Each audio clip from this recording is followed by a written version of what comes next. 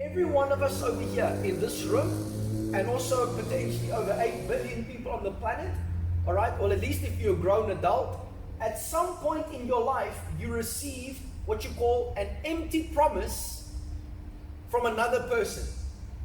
Either it was your grandparents or your uncle, your aunt, your parents, I don't know, ex-girlfriend, ex-boyfriend, whatever the case might be.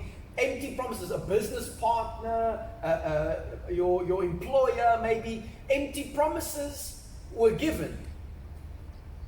When they gave the promise initially, like you were excited, you're like, no way, this is going to be great.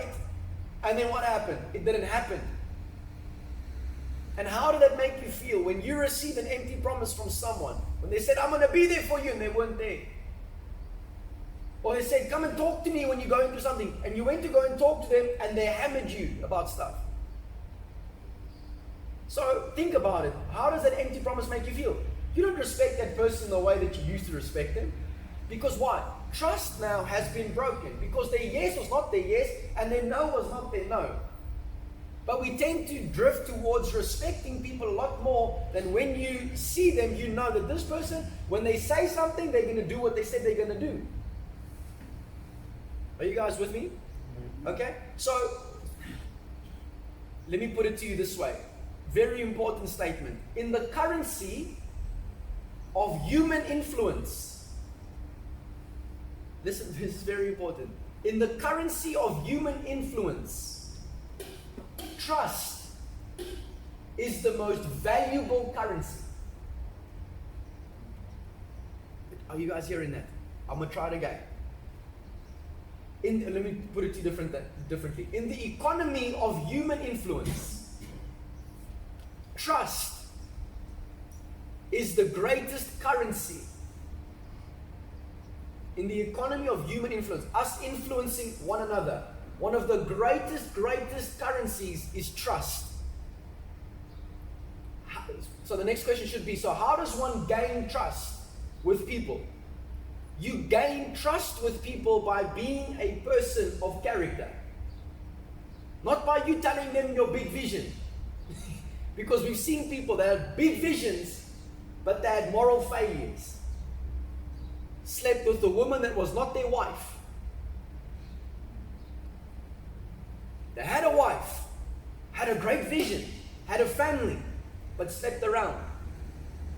But they told you this great vision for the country, or for the church, or for the business. But their lives were going this way privately. Remember, character is not who you are in front of people. Character is who you are when no one is watching. That is character.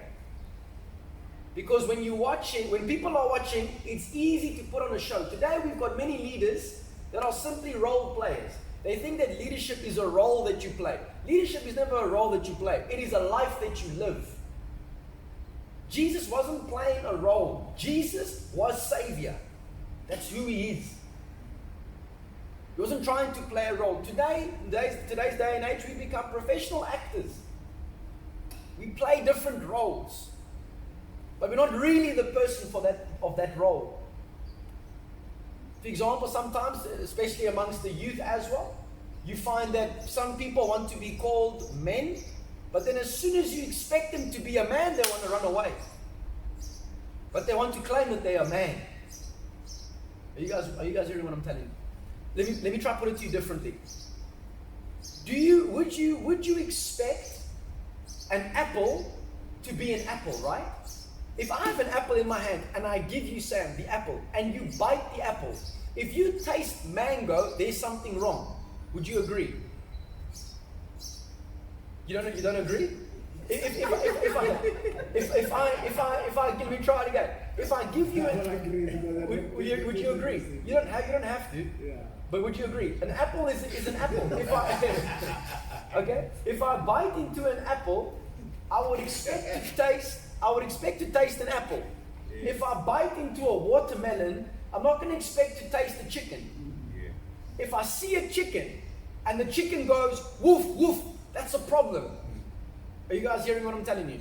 If you see a cow, and you see the cow, and you talk to them, you tap it on the bumya. You say, hey, come, swagar. And he goes, meow, meow. There's something wrong there with the cow. Are you guys with me? So how is it that the cow knows it's a cow, the dog knows it's a dog, but the male don't know that it's a male, and the female don't know whether it's a female? So now as soon as you expect it, whatever you are, I can expect something of what you are. Make sense? So if you're a man, I should be able to expect of you to be a man. Are you guys with me? Same with being a female. If you are a female, I would expect of you to be a female. Remember, something you want to consider. God will never call for you to do something without not providing you with the potential to be able to do it. That's very important. God will never ask you to do something if He Himself does not give you the potential to be able to do it or to fulfill it.